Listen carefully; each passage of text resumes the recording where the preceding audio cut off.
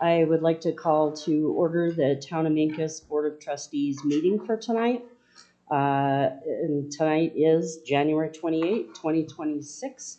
That's a little bit after 6. Will everyone please stand and for the Pledge of Allegiance and a moment of silence. I pledge allegiance to the flag of the United States of America and to the republic for which it stands, one nation, under God, indivisible, with liberty and justice for all.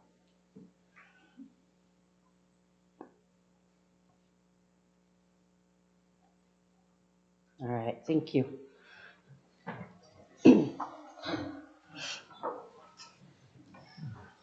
Will the clerk please call the roll? Mayor Cindy Simpson. Here. Mayor Pro Tem Brett McWhorter. Here. Trustee Nick Manning. Here. Trustee David Payton. Here.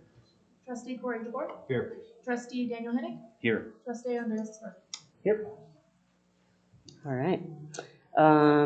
Next item is a presentation by Naomi Reese, who is running for House District 59 candidate. Oh, hang on a second, Naomi. Okay. I jumped right over something. I would entertain a motion and a second to approve the agenda. I'll make a motion to approve the agenda as presented. Second. All in favor? Aye. Okay, any opposed? Okay, you have the floor. All right, thank you. Well, good evening, everyone. My name is Naomi Reese, and I am running to be the Colorado House District 59 representative. 59 is Archuleta County, La Plata County, San Juan County, and most of Montezuma County, not the northwest corner. That's in the next district north. The main reason that I'm running is to give Southwest Colorado a strong rural voice. I'm sure that you feel it all the time, that we're not always sure that Denver knows we're down here. People who live here face real challenges. Housing costs are skyrocketing. I don't know if you saw that the median price of a home in Mancos today is $529,000. I don't know any young people who can afford that. Healthcare gaps are pretty substantial. We have to drive long distances for any sort of specialized medicine. We have public safety concerns. Drug and human trafficking are a little bit more prevalent than I think most people really realize in our southwest corner of the state. We are all facing aging infrastructure concerns.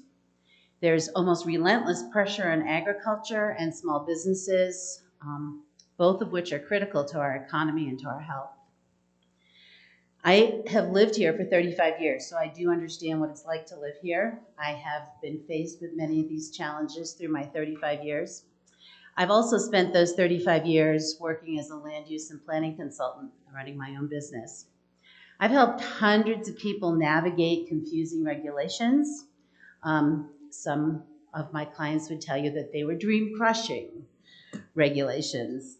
Many of those regulations are mandates that have been handed down from the state.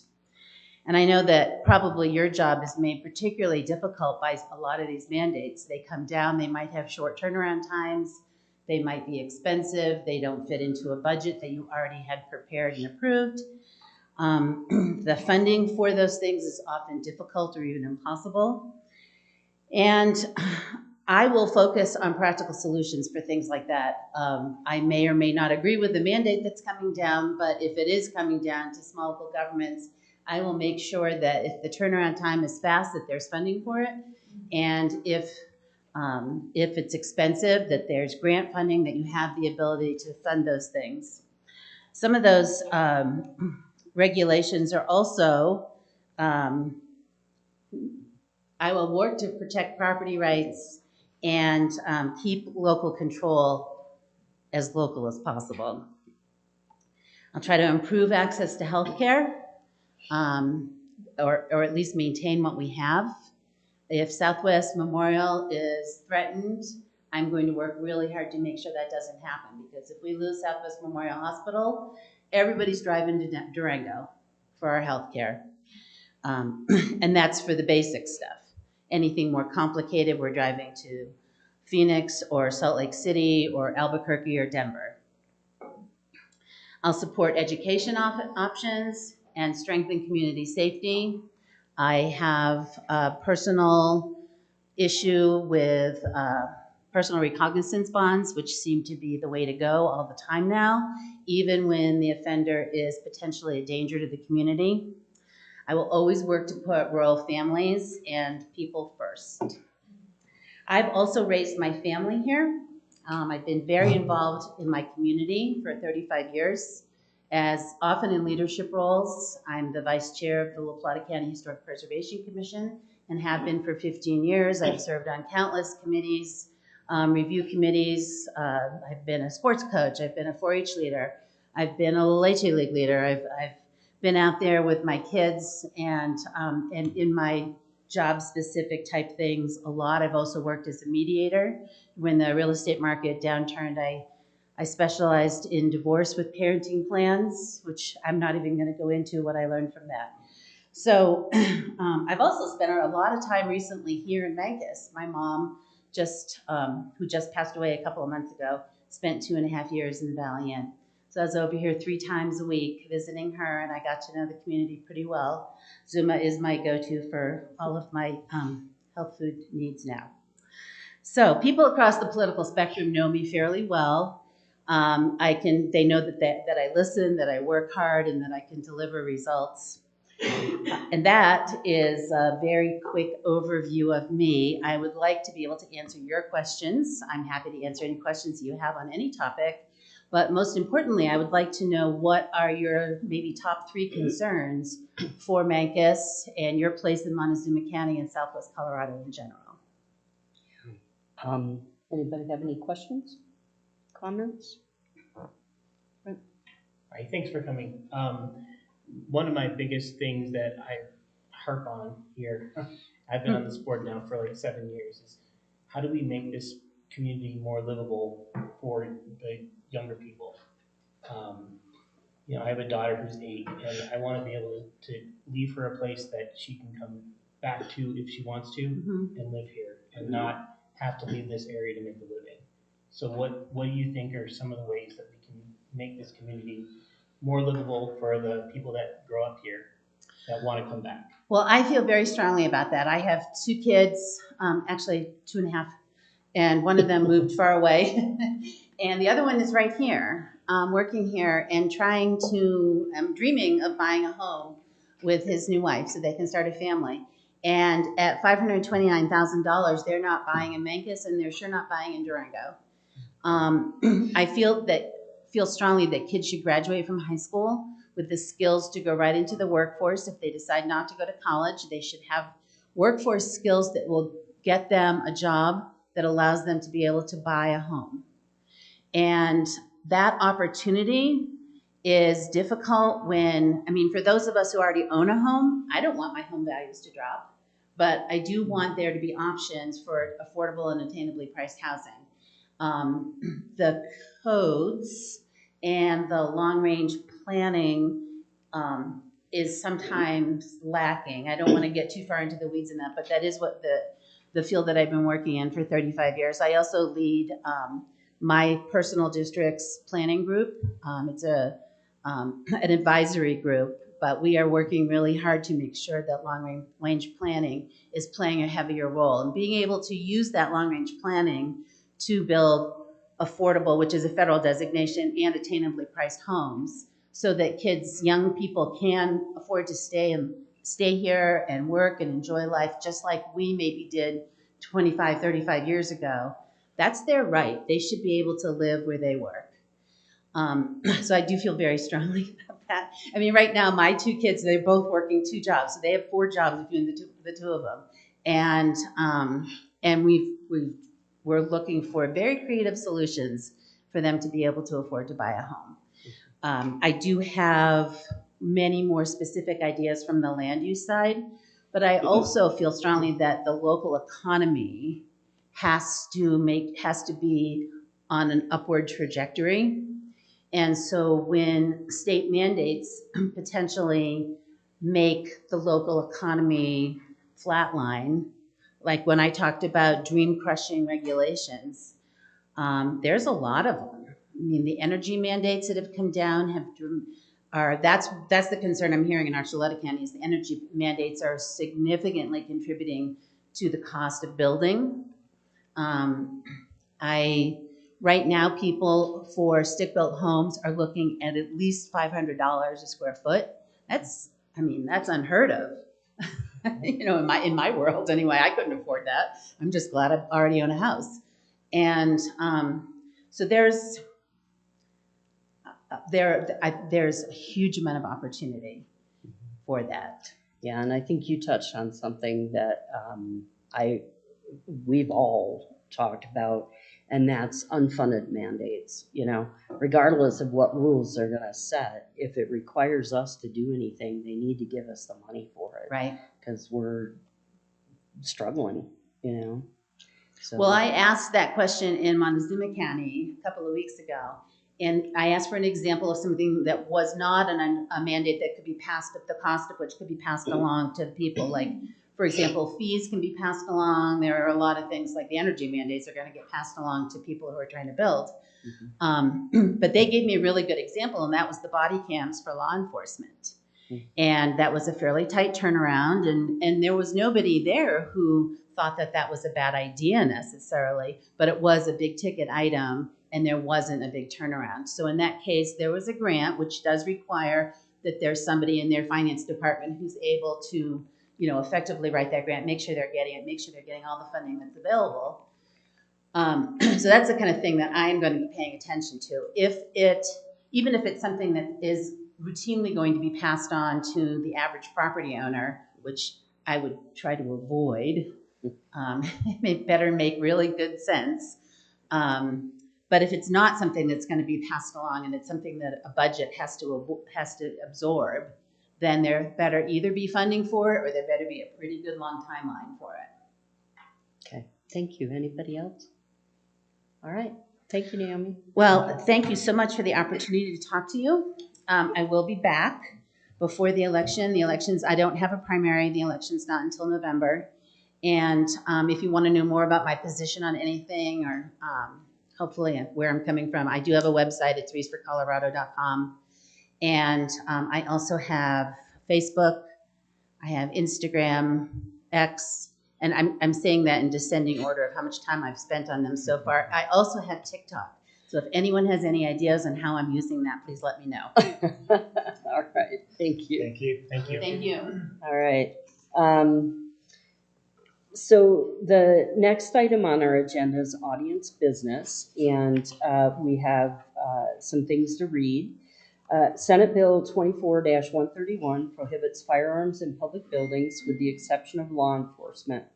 All people wishing to address the board shall do so from the podium provided in the boardroom, and all comments will be directed to the board. Public comments regarding items not on the agenda shall be limited to 5 minutes per person, unless part of a formal presentation. Public comments regarding public hearing items on the agenda will be limited to 3 minutes per person at the time the item comes up on the agenda. And special presentations of items not on the agenda shall be limited to 5 minutes. The board will appoint a timekeeper, which is usually Brent, because I forget. And all people from the podium shall clearly and audibly state their name, physical address, and the town business topic they wish to speak about prior to speaking. No person shall be allowed to speak until recognized by the mayor. Requests to the board to accept written information shall be accepted at that time, though no action will be taken at the meeting, because we can't discuss things that are not on our agenda. Written information accepted at the meeting shall be provided in the board packet for the next meeting if necessary. That all being said, we have one person signed up to speak to us tonight, and that is Mark Worth. Mark? Good evening, respected trustees and honorable mayor. My name is Mark Worth. I am resident of 10750 Road 43, Memphis, Colorado. I'm before you this evening seeking a reasonable easement compensating my wife and me for the use of our land for water diversion, settling ponds, and a pipeline feeding raw water to the town of Memphis. Tonight I ask you to consider my perspective on this situation, please. I had read the contract between the 1960 trustees of the town of Mancos and Shepherd, the owner of the land that I'm on at that time. That easement allowed for the use of the town's diversion and settling ponds. It does not mention any pipeline easement. Shepherd shall have the right to install and receive water from 2 taps from the main flow pipeline of the town. It goes on to say the taps shall be installed by the town, but all piping materials shall be furnished by Shepherd. Any installation of any pipe other than the tap shall be at the sole risk, cost, and expense of Shepherd. The tap or taps shall not exceed the size permitted to the users of water within the city. It goes on to say, any water which the town has or obtains through the Mancos River, not needed by the town, may at such times when not so needed by the town, be used by Shepherd lands owned by Shepherd, adjoining land upon which the easement is granted or in near proximity.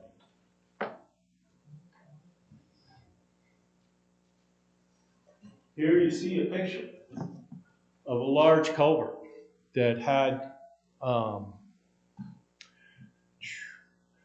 for 50 years, allowed water to flow out of this culvert. That water was measured and then came downhill and spilled over the top of this culvert. That was clearly engineered to release the water not used by the town after measuring.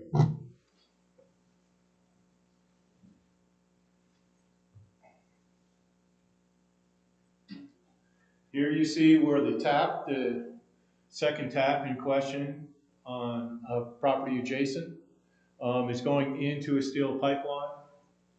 Here you can see a little picture of that steel pipeline. This second tap attaches to this pipeline right here, which has been abandoned by the town and clearly has no water. I see you guys are getting a little bored with what I'm saying here. That 1960 Board of Trustees understood that using 100% of their water right was the traditional and the best way to protect that water right. So this was set up on purpose. This was not a leak. When the town rebuilt the settling ponds, it eliminated the release of unused water. The town attorney has told me this was a leak. He did not know what this paragraph meant. The town shall allow unused water to be used on the land. The town attorney is still insisting that this tap into this empty, abandoned pipeline meets the town's obligation for a second tap in the main flow pipeline. From my perspective, the town is using my land without compensation. From my perspective, the town is in breach of the easement. It now appears that you intend to dig a half-mile trench across our property for a replacement pipeline with an easement that you are intentionally breaching for unknown reasons. I don't understand why you're breaching this. All I'm asking for is a 3/4 inch tap into a pipeline with water in it year round. There's one on my property coming right out of the pond. This is a 3/4 inch tap. It has not much water goes through that relative to the water we saw coming out here for 50 years. I don't think I'm being unreasonable. Please work with me to solve this. Thank you, Mark. Thank you for your time. I apologize I keep returning. I wish I didn't have to. Anybody else that maybe didn't get a chance to sign up? All right, I will close the public comment portion, or audience business portion. And I do not see Gerald, so we'll skip the Montezuma County Commission update. And next we have announcements. I have two. Terry, any announcement? No. I have two. One, I met with Lee at Town of Dolores to talk about how they're handling recycling. She sent me some information. I reached out to the city of Fort West today via email to indicate interest in having a discussion. So if and when I hear back from them, I'll keep you guys posted. So wanted you to know that, again, our citizens were heard, and I'm going to do some research to see what we can do. We were able to find out that out of waste management, Countryside, and Berlin, only waste management offers curbside recycling. So if you are a waste management customer, you can contact waste management directly and you can receive curbside recycling. So for those citizens who have waste management, that's an option for you now. And then as soon as I figure out what's happening and I hear back from the city of Cortez, I'll let you know. I did want to let you know that Justin has been successful in receiving $600,000 in what he has congressionally directed funding for the CIP program. So it is going to take a long time. We won't receive contracts for review potentially until March or April, and then goes through the review process. So I mean, it is by no means a quick process. However, we were successful in getting that funding. So working behind the scenes to get it going, and then when it gets closer, we'll bring it back to you. Those are the only announcements that I have. I have one more announcement. We have 3 open positions for the position of trustee, and I have 3 candidate petitions returned. So those petitions came from Max Rose-Loving, Corey DeBoer, and Ed Howe. I will be bringing to you to the next meeting discussions about canceling the election, pushing the ballot question to November. I'll be bringing that to you as a public meeting. But I did want to let you know we have 3 open seats and we did receive 3 petitions. And those are valid petitions. We verified signatures in that campaign. So that is all I have for you. All right, thank you. Anybody on the board? All right. Seeing no more announcements, we will move on to the consent agenda items. These items will be voted on all at the same time. December 10, 2025 minutes, January 14, 2026 minutes. I will mention that there were a few sporadic typos. Those have been corrected, and obviously nothing substantive, just odd little things. And the versions that I will sign are the corrected versions. And then the Mancos Conservation District 2025 update. So I would entertain a motion and a second. Make a motion to approve the consent agenda items. Second. All right, we have a motion by Trustee Payton and a second by, oh my God, I just blew your name. Nick. Manning. Thank you. God. It's a family thing. We can't do names and faces. All right, we have a motion and a second. All in favor, say aye. Aye. Any opposed? All right, so that is approved, and we now move on to discussion and action items. Ratification of Mancos Library District Board members. So the Mancos Library District has appointed 2 new board members, and we are being asked to ratify their appointment. It's housekeeping standard business, but it is required. So I don't know if anybody has any questions or would like more information. Any questions, comments, concerns? All right. Are any of the board member candidates here? No. No? Okay. All right. I would entertain a motion in a second. I make a motion. Go ahead. I make a motion. That was to like appoint stereo. Denise Archuleta. Yeah, right? That was amazing. And Sarah Carr as members of the Mancos Library District Board of Trustees. Second. All right, we have a motion and a second. Will the clerk please call the vote? Mayor Pro Tem Brett McWhirter. Aye. Trustee Nick Manning. Aye. Trustee David Payton. Aye. Trustee Corey DeBoer. Aye. Trustee Daniel Henning. Aye. Trustee Andres Esposito. All right, thank you. Next item on the discussion action items agenda is Resolution 5, Series 2026, the fee in lieu of land dedication for schools. So we are required by statute to do this every year. When a developer subdivides a significant piece of land in town, they are required to either donate 10% of that land to the town for public use, parks, something, or they pay a fee in lieu. The town gets to make the decision as to whether we want the land or the fee. An example of this is during the Creekside subdivision, the Northside Park. That came because they, and the town, requested land. So we were able to build the Northside Park during that subdivision.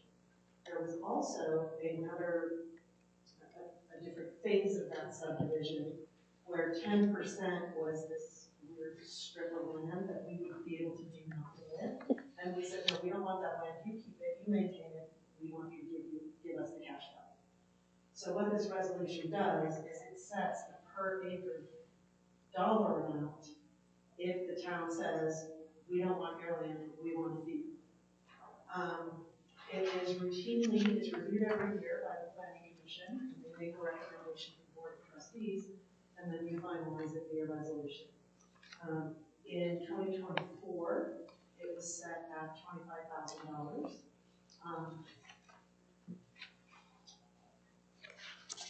This commission is recommending that it be increased to $30,000 due to rising values in the town of Vegas. There is discussion because the fee in lieu or value is based on raw, unimproved land. So there is always discussion about the fact that an acre of raw, unimproved land in Vegas is worth more than $30,000. And then trying to find the sweet spot between being responsible and getting the value that we should receive and pricing development right out of the market in town. So the commission did have that discussion. What they landed on was increasing it slightly each year rather than leaving it stagnant for several years at a time. So what they recommended to you was the ordinance or the resolution state that it's $30,000 in 2026, and then they will be increasing it exponentially each year as long as property values in Vegas continue to rise. And that also had a couple of typos. The dollar amounts were a little, it's been a rough couple of weeks, y'all. And All these typos are all me, by the way, so thank you for reviewing the packet and correcting those, so your signature documents are correct. yeah. And so they all, If you choose to do 30,000. yeah, if we choose 30,000. Don't make her change it again. All right, any comments, questions, concerns? Need more info? Yeah, I'm just looking at that math, like, we're still pretty far away from, I mean, that's a big delta. I mean, we don't want to discourage development, but I mean, it's like if it's land or the fee, I mean, if we have the choice, it's one thing. If they have the choice, obviously they would always do the fee because it's significantly less. Mm-hmm. So I guess that's what my brain is just trying to wrap my head around what we're really doing here. Yeah, And you don't have to take the planning commission's recommendation. You all have the ultimate authority. If you want a different number, and you can agree on that, make a motion, Yeah. that is what the number will be. Yeah. Planning commission just reviews and they are recommending body at this point. So if you want a different number, it's solely up to you. Do you have numbers on the top of your head from surrounding communities? I do not, Okay. because it's kind of specific to our property values. That's fair. I can find. Yeah, so what are we trying to match it up with? I mean, if we're really trying to match it up with the cost of an acre, that's an astronomical difference. The cost of an acre in town right now is. So like, what is Durango's Lot delta? of Does money. it match that? How much is it? Like an acre? Yeah. You can't get I mean, I don't know, like at least 400 grand probably if you're splitting up lots into, 80 grand, 90,000 a piece or something like Yeah. that for a quarter or fifth of an acre. Yeah.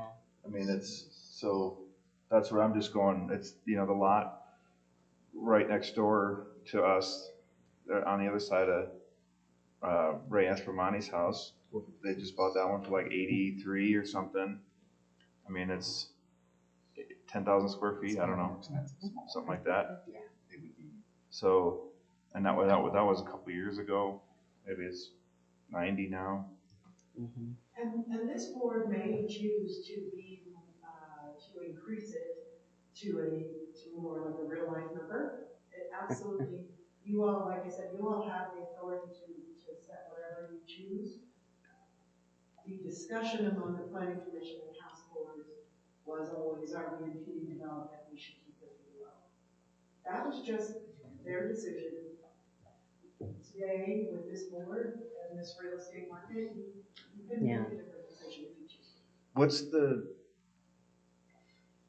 What are we gonna have that's gonna be developed here in the future? I mean, how often could this potentially be used, let's say over the next 10 years? Creekside subdivision absolutely still has more homes. This lot over here, we call it the Hoffman lot. A lot over here, the vacant lot across from Royal Park, and the parcel on the west side of town currently owned by the Nolan family. Those are the pieces in town limits today that this will apply to. This discussion will come up. It will come up in the future during the annexation. As that happens. How many acres is that total? You know? Which one? Kind of, we imagine all three. Oh, I do not have Creekside. Yeah. I apologize, because that's been developing in small phases, acres at a time kind of thing. This is just a couple acres, and then Nolan, I believe, is 13 or 15. So. And Nolan could fit, if it developed as currently platted, which I don't think is going to happen, but if it developed as currently platted, I believe it's 41 single family homes. Yeah, it's like that, or 60, or it's a lot, very tiny lots. Well, when developers or potential developers approach the town regarding our lot specifically, there is never discussion about single family homes. It is always duplexes or multifamily, or discussion of rezoning for mixed use or something like that. So, just a quick look in Dolores, it's 10,000 per acre. Is there a cash in mill? That's how they do it. It's super subjective because you go out of town and the going rate for an acre of land is around $7,500, $8,000 an acre, right? So when you come into town with public utilities and density, the price goes up. It's why in lots, it's desirability, right? It's scarcity. There's not that many lots in town. And so, if you look at what does an acre cost in town, there really isn't an acre in town. They're small, so it's a bit of a subjective comparison. I think it's what we want to see as a town. Yeah. Well, yeah, and that's why I asked about what, so it's like, okay, 113 acres, so it's what, less than 10% of that is less than 50 grand. And I mean, so it's, I don't know, it's just, yeah, that just got me thinking about it, the scope of what we're even talking about right now. Right, yeah, what's this gonna even affect potentially in the next 5 years? I have been with the town for 18 years, and the only time this has come into play is when Creekside develops, when they choose to add additional. Yeah, right, so then it's 30 grand for the town, 40, whatever. Whenever they choose to. Yeah, or a park.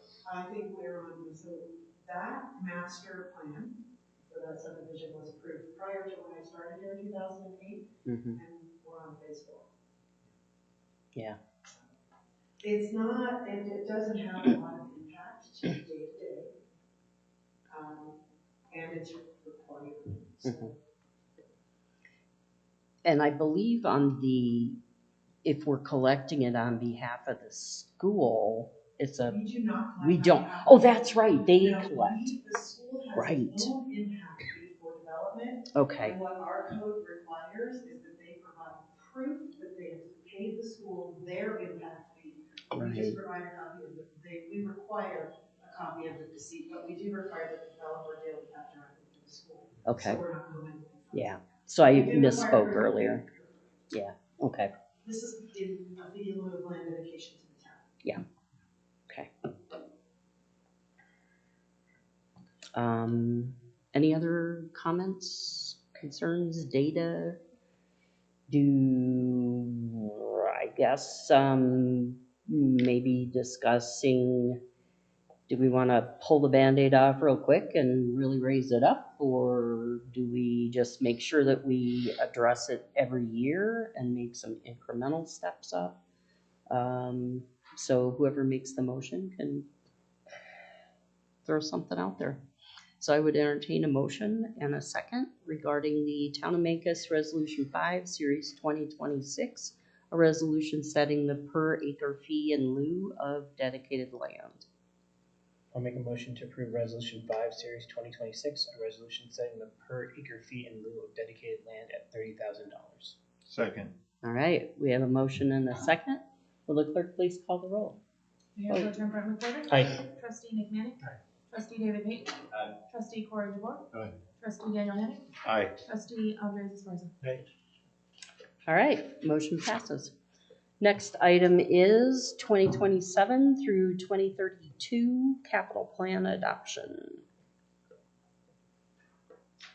This discussion started with staff on board at the November retreat, and we have amended it as items get added to budgets each year, get added to work plans each year.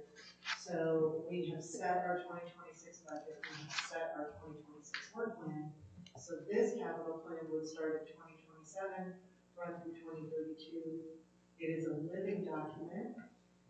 Changes will be made or discussed as potentially funding becomes available. But the other thing that we have done as a team with board and staff is we have prioritized these.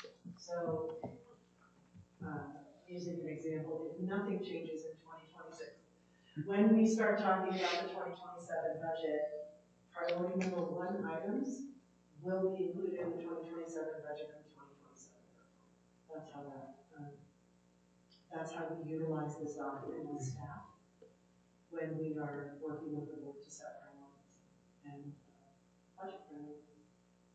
I don't know if anybody has any questions or want to discuss prioritizing. Anyone? It all made sense to me. Yeah, any comments? All right. Yeah, seeing none, I would entertain a motion and a second for the capital plan adoption. Make a motion to adopt the 2027 5-year capital plan as presented by staff. Second. All right, we have a motion and a second. All in favor? Aye. Aye. Any opposed? Okay. Thank you. I like the hand signs. All right. Thank you all very much. That one passes. And as Heather said, it's a living document. Things may adjust as we go through those 5 years. Items for February 11, 2026 meeting. We've got a workshop to be determined. Consent agenda, January 28 minutes, committee updates, rooster discussion, prepare yourselves, and recycling discussion. We had a bit of a update now. Tentative, because if I receive information from Cortez and IGAs and that kind of thing, I'll be bringing. Yeah, and then the ballot question, We will be discussing cancellation of the 2026 election. right? And I have two questions from you all. One, any workshop items that you would like me to consider and start researching and planning. And two, what wording do you prefer, and if there is no preference, I can come up with it, for the kind of immigration, federal law enforcement, mass concealing identity, what language, how would you like that to read on the agenda for the next meeting?